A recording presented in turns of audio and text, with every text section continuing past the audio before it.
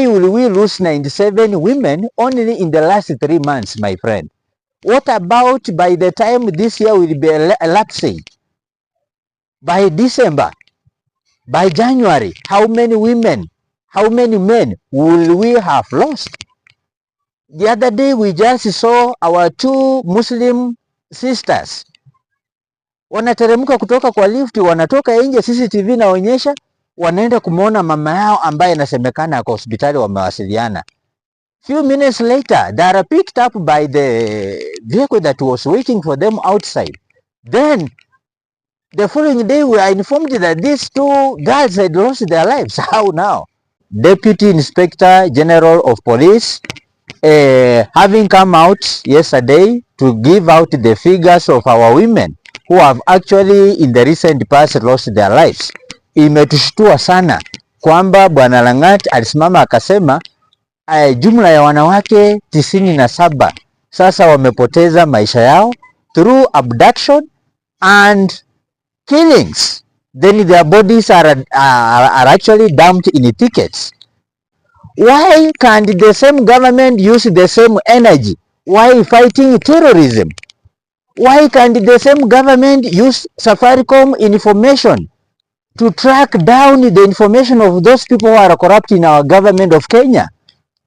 Why are we losing people on a daily basis without knowing exactly who the person is? We better die, all of us actually, but speak our mind.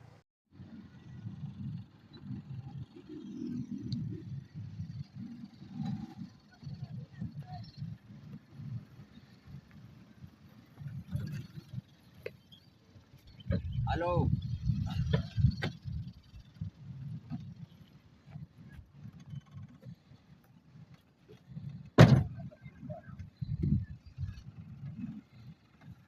Hello, Bwana Raymond. Ya vipi? Okay, kwa majina naitwa Mr. Robert Makoha Wangoho, rais wa bunge la mwananchi la Nakuru County.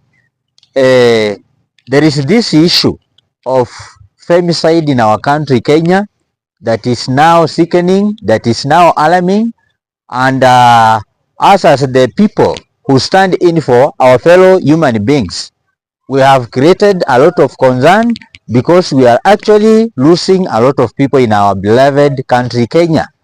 It is saddening that after Mr. Langad, one Deputy Inspector General of Police, having come out yesterday to give out the figures of our women who have actually in the recent past lost their lives. Imetushtua sana kwamba Bwana Langat alisimama akasema jumla ya wanawake 97 sasa wamepoteza maisha yao through abduction and killings. Then their bodies are actually dumped in thickets only to be discovered months later, weeks later. And now my biggest question is, if our women are known to be submissive, what about the notorious men who have been coming out in large numbers, opposing heinous acts, opposing unconstitutional activities by the government? Unajua kama former CJ, I mean this lady called former deputy president or running mate of Raila Amolo Odinga, Martha Karua, came out 2 days ago claiming that actually the government of the day has come up with a special team which specifically deals with the mandate of identifying those people who go against the willings of the government. Once you talk about the government negatively, with evidence or without evidence, this is the team that begins looking for you. Very early in the morning, late at night, you can't sleep, they pick you up, they blindfold you, they take you to an unknown destination. As we are speaking, this lady by the name Maverick Aoko is nowhere to be seen. Where is our sister? This is a democratic nation, Kenya. Why is it that when we are coming out to speak our minds, we are being abducted? Our president by now will have addressed this dangerous issue because families of the kings who are losing their lives are wondering what is going on.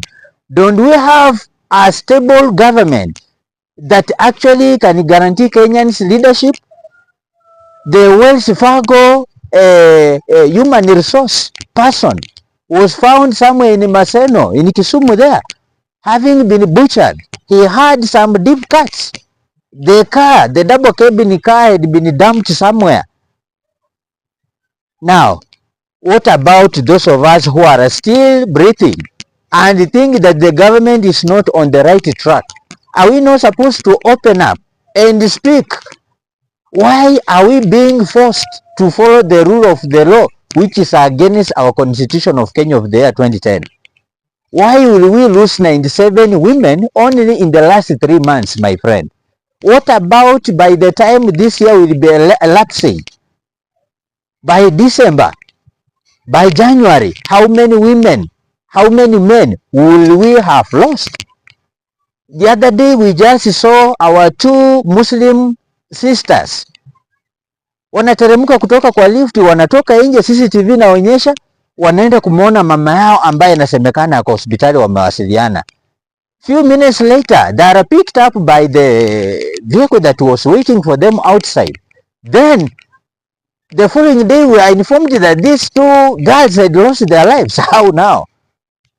Their bodies dumped at different destinations. Later on, we are also informed that the mother whom they were going to check on had also been killed and her body had been dumped in Machako somewhere. Brothers and sisters, did we elect the right people to lead us? I'm not saying so, meaning that I really elected for this government of the day. But let me assume that I elected these leaders who are in power. I don't need to suffer because of making a choice. Whether I voted for it or not, it is none of my business. Whoever that takes over the leadership should see Kenyans as equal people, speaking the same language, having a right to equal opportunities in the government. Why is the government using Safaricom as an entity to take the information of Kenyans, to track down Kenyans? Why can't the same government use the same energy while fighting terrorism? Why can't the same government use Safaricom information to track down the information of those people who are corrupt in our government of Kenya?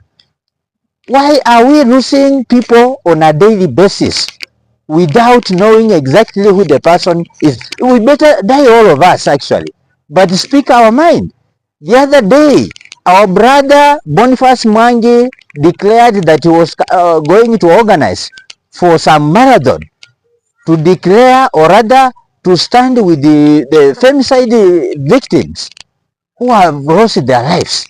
This person aliingiliwa kwake mapema, watoto wanakula, wakasukuma chakula nini, wakachukua huyu jamaa kumfunga mikono at gunpoint. Wanamfunga ndani, wanapeleka yeye ndani. Alafu hata alioachiliwa after 24 hours.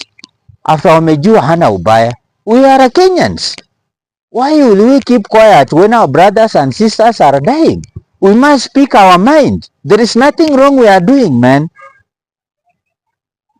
Our security agencies are known to butcher Kenyans when they go out to exercise their civic rights, or rather democratic rights. When they go to the streets as provided for in the Constitution of Kenya, clause number 34 up to that 7, freedom of expression, picketing, assembly. When Kenyans go out, we saw how our brothers and sisters were butchered, just trying to fight for this great nation. It is amazing. It is surprising that the same unconstitutional document that we were fighting and so many Kenyans lost their lives, yesterday was declared by one CJ Koome that the finance bill of the year 2024 was constitutional. Was it not the same court that declared the same document to be unconstitutional? What has really changed? What about the people who have not received justice and they lost their kids? Where has the broad-based government assisted Kenyans?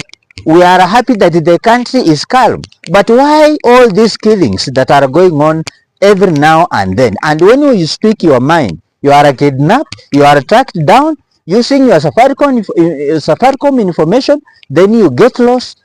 The family begins looking for you in vain.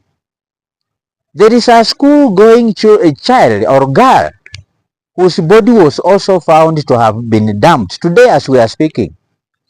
That child got lost some days ago and we have been looking forward kumtafuta. Huyo mtoto wamepata yeye ashafariki dunia. Na sasa kwani Kenya yetu imekuwa ni nchi ambayo ni ya kuua binadamu wetu? My simple advice to our beloved President William Samoei Ruto, whereas we are acknowledging that you have now formed a broad-based government, let it not be for those people who are holding job positions. Let this one be for all Kenyans and let us live in peace and harmony. Why will those people who complain of the government engaging in bad deals for the people getting lost and being executed like that, then they lose their lives? When people say a done deal has not worked in some of the developed countries, we have information, why don't you accept and consider that information? If really Adani is to be there, why will we be told that after Kenya Power and Lighting Company having incurred 4.5 billion loss, it has just bounced back to making 42 point something billion Kenyan shillings? Kenyans, do we really require Adani to give us only 230 billion Kenyan shillings to run our airport for the next 30 years? Which magic has Kenya Power applied to give us a profit of 40 billion Kenyan shillings that the Kenya Airports Authority cannot apply to accrue up to a profit, a supernormal profit of 200 billion Kenyan shillings? Mnatuchezea akili. Lazima wandani wa serikali wako partners na Adani, and they know that even if they went for up to 14 years or 10 years in power, and we have estimated that Adani will be allowed to continue with the contract for the next 30 years, these people will come out of power and they will continue receiving large sums of money. Hii ni pesa itaenda kwa mifuko ya watu, kwa serikali ya William Samoei Ruto. Na sisi tumesema hatutakubali hayo maneno. In fact, our Gen Z brothers, wherever they are, they should wake up. Time is now. Kuliko kuwa kidnapped waende wakuue wakutupe mtoni, si afadhali wakuue kila mtu akikuona kwa street fighting for your rights? Why will we rush in making some of the decisions that need the public participation? Why will we Kachagwa amekuwa impeached within 2 days vile walianza hiyo maneno ya National Assembly, that it was chaotic. Following day the Senate was in the house, walikuwa wanakesha mpaka usiku. Lakini Kenya sasa ukisikia sukari iko na mercury, wajadili wao mswada wa kupeleka mtu fulani nyumbani. Vile Mithika Linturi aliuzia wakulima wetu mchanga akidanganya ni mbolea. Members of parliament hata hawakubodha kwenda huko. Na hiyo ilikuwa ni issue inaguza wananchi wao, wamewapea kazi kwenda National Assembly na unakosa kwenda kuhudhuria hizo vikao. Inajikokota na wanahongwa pesa milioni 5, 500,000, 100,000, wanapitisha mswada ama wanadefend mtu wao kama Mithika Linturi. Mithika went home but Kenyans have not been compensated. If you thought that he was unfit for the job, why have you not compensated the innocent farmers of Kenya that were affected negatively? So it is a high time our government declares the extrajudicial killings a national disaster. Kama Martha Karua ana claim ni serikali ndiye inafanya hiyo mpango, kiongozi wa kaliba wa Deputy Inspector General Bwana Lagat amekuja ametuambia ni 97 bodies zimepatikana za wanawake. Kuna uwezekano hao wanawake ni more than that number. Kulikuja kukakuwa na issue ya Kware, tulipoteza wamama wetu wengi sana, lakini mshukiwa mmoja mwenye pia hata tulishuku huenda hakuwa ni yeye, serikali walikuwa wanafanya pengine mpango na yeye. Nasema pengine kwa sababu iwezekanaje mtu mahabusi mmemshika mmemweka ndani tena ati after 1 month ati amejifungua akatoroka akaenda? Could it be that Jumaisi was only used as a cover up, then later on his deal was also sealed by being released secretly to run away? Because right now I have heard over the news that the Inspector General of Police is actually giving out, I mean the Directorate of the public whatever investigation was giving out some amount